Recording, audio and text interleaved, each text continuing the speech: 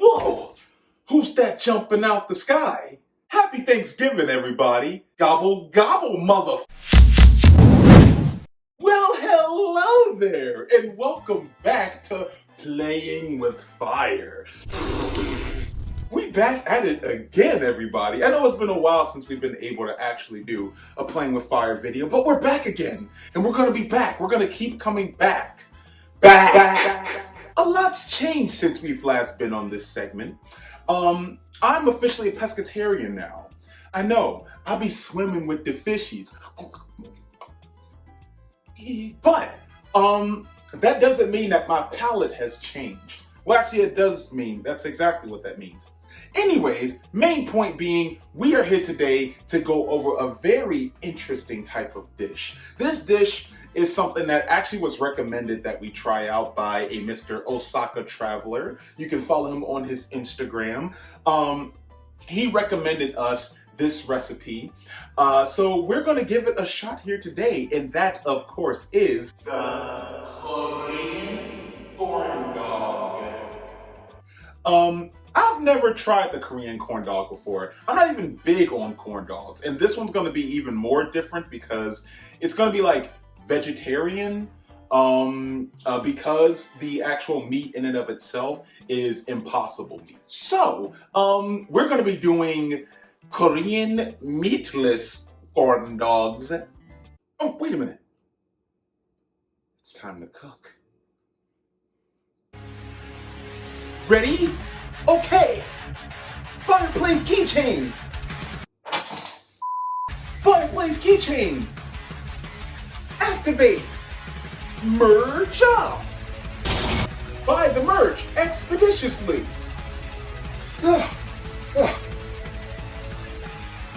Fire fam, together forever. Ooh, mother.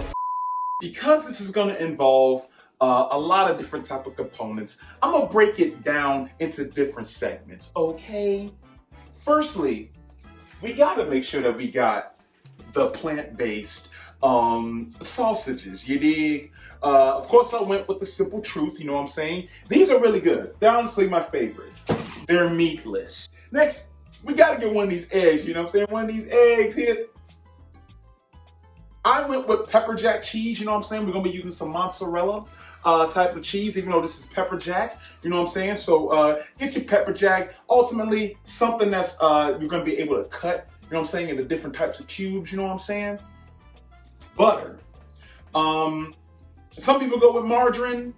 I say butter. Get you some butter. Baking powder. I mean, you could get baking soda. I was about to say baking soda. You could get baking soda, but I went with baking powder. It's all just gonna mix in very well when it comes to the actual, you know what I'm saying, that batter, you know what I'm saying? And of course, flour, you know what I'm saying? Now this is Leahy Mills. Leahy baking flour. And of course, the loud is a spoon. Sugar. You know what I'm saying? You see the sugar there? Do you see it? It's sugar. Yeah, this is what's gonna ultimately make those, make the corn dogs really, really sweet, but also have a savory kick to it. You know what I'm saying? So we gonna be rocking and rolling. You know what I'm saying? Now let's get into the preparations ends. Now, like most things that have to do when it comes to baking things or using flour and things like that, you're gonna have to start with mixing the dries first before you get wet. First, you wanna start off with 1 1/4 cup of flour. I would also recommend when you're using flour, make sure to open the bag properly or else it will get very messy. Next up, you wanna add 2 tablespoons. Wow. Next, you want to add 2 tablespoons of sugar. You know what I'm saying? You want to make it look nice and Christmassy. You know what I'm saying? Ho, ho, ho. Oh, ho, ho, ho. Look at that. Next up, you only want to do 1/2 teaspoon of baking powder. Now, I don't have proper measurements on this part, so I guess we'll see if I get poisoned. You see, we've gotten all dry. Now it's time to get wet. Now what you want to do is crack your egg and put it in the bowl. I forgot to mention this part. You're also going to want to use almond milk. Well, you don't have to, but I'm healthy. Now, supposedly you only want to add 100 milligrams of milk. I don't know how true that is. I don't really know, you know what I'm saying? So I'm just going by how I feel. I don't even know what 100 milligrams of milk is, but now it's time to start whisking. Whisk it up, baby. Whisk, whisk, whisk, whisk, gently down the stream. Whisk, whisk, whisk, whisk, by the merge, I mean. I didn't see in the recipe where it called for the butter for some reason, so I just decided to melt what I had of the butter and add it into the mix. And now it's time for the money shot. Ooh, wee. And now, let's go on and get the whipping. Whip it up. I'm cooking, I'm whipping until it rock up, let it lock up. So the whole idea here is to basically just make sure that it gets nice and thick and pasty. You want a nice pasty texture. You know what I'm saying? You don't want it to be none too, you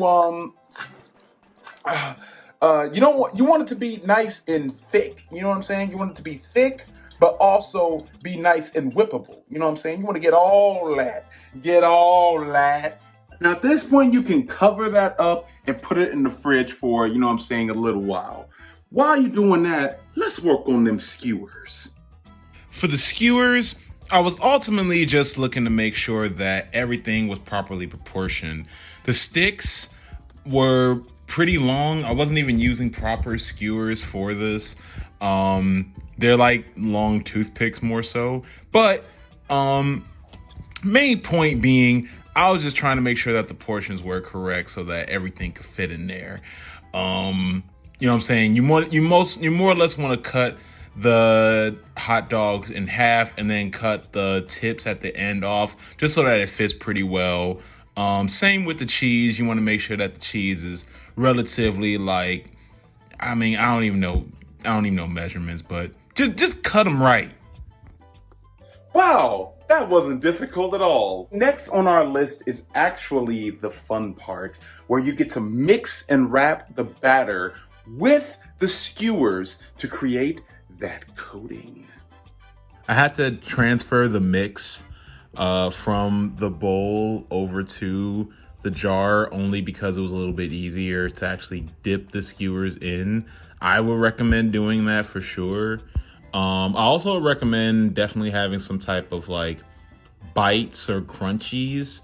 I didn't have enough time to really grab some, so I just stuck with flour. For this part, it was actually a little difficult because I think that the batter was too soft instead of being like a little thicker. I should have probably put more flour in there, but I tried to get it as close to being even as possible, even a nice even coating around all four of the skewers. And now it's air fryer time. Place them in the air fryer, and personally, my own recommendation, if you have this type of air fryer, I would say just put it in for 20 minutes at 400 degrees and check periodically. It won't do no wrong. It could very well do wrong. I have no idea. I don't even know if you can air fry these, but we gonna try.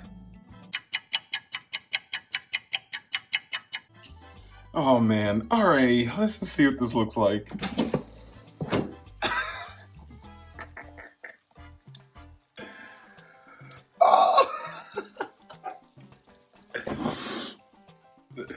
Well, we're still gonna keep going. I'm gonna do my best to salvage this, okay? So even once I attempted to pull the skewers out, look what happened to the cheese.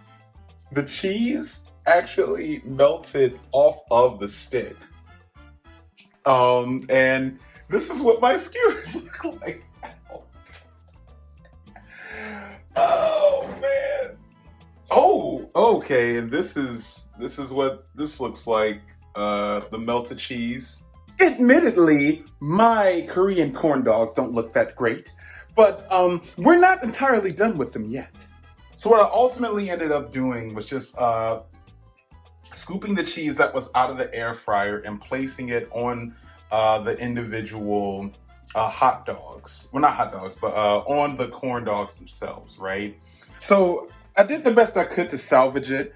I added the sugar on top, as well as the some of this here, this creamy sauce. You know what I'm saying? So let's see what it looks like in the final reveal.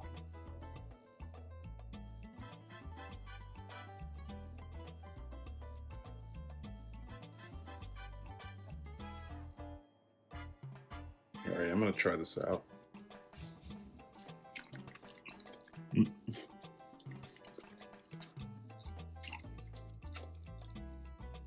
Actually, not bad.